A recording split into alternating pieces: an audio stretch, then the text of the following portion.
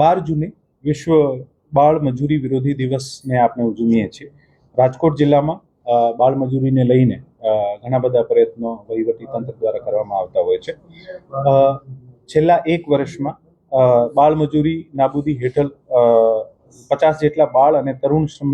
શ્રમયોગીઓને કુલ 36 જેવી સંસ્થામાંથી મુક્ત કરીને આનું પુનઃવસન કરવાનું આયોજન કરવામાં આવ્યું છે. સૌથી વધારે જે આપણે બાળ મજૂરો મળતા હોય છે આ સોફ્ટ સ્કિલની જે પણ ઇન્ડસ્ટ્રીઝ હોય છે તથા બિનજોખમી પ્રકારના વ્યવસાયો હોય છે, જેમ કે jewellery imitation, sari folding, packaging અથવા હોટલ ઇન્ડસ્ટ્રીમાં કામ કરતા હોય છે. જિલ્લા લેવલ ઉપર એક ચાઇલ્ડ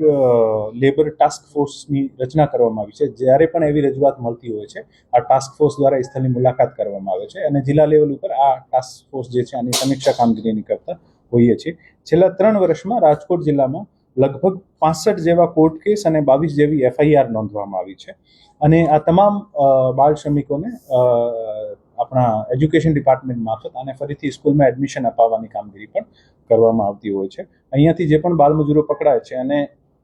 પોતપોતાના રાજ્યના છે, બહારના રાજ્યનો પોતપોતાના રાજ્યમાં મોકલી છે, તો ત્યાંના કલેક્ટર અને ત્યાંના પણ એજ્યુકેશન ઓફિસર સાથે ચર્ચા કરીને આ લોકો ફરીથી સ્કૂલમાં એડમિશન લે આને માટે પણ પ્રયત્ન કરવામાં આવે છે. 12 જૂને ચૂંકી વિશ્વ બાળ મજૂરી વિરોધ દિવસ છે, તો આને માટે સમગ્ર જૂન મહિનામાં જિલ્લામાં ચાઇલ્ડ લેબર ટાસ્ક ફોર્સ દ્વારા સ્પેશિયલ ડ્રાઈવ યોજીને રાજકોટ જિલ્લાને ચાઇલ્ડ લેબરથી મુક્ત બનાવવા માટે પ્રયત્ન કરવાનું અમારું આયોજન છે. વર્ષ 2025માં બાળ મજૂરી નાબૂદી હેઠળ ટાસ્ક ફોર્સની સર્વશ્રેષ્ઠ કામગીરી બાબતે રાજકોટ જિલ્લામાં શ્રેષ્ઠ જિલ્લાનું એવોર્ડ પણ મળ્યું છે અને હું આપ તમામને મારફત સમસ્ત ગ્રામજનોને, સમસ્ત જિલ્લાના રહેવાસીઓને, ઉદ્યોગપતિઓને અને જે પણ ઇન્ડસ્ટ્રીઝમાં જે આ લોકો રોજગાર આપતા હોય છે અપીલ કરું છું કે આપણે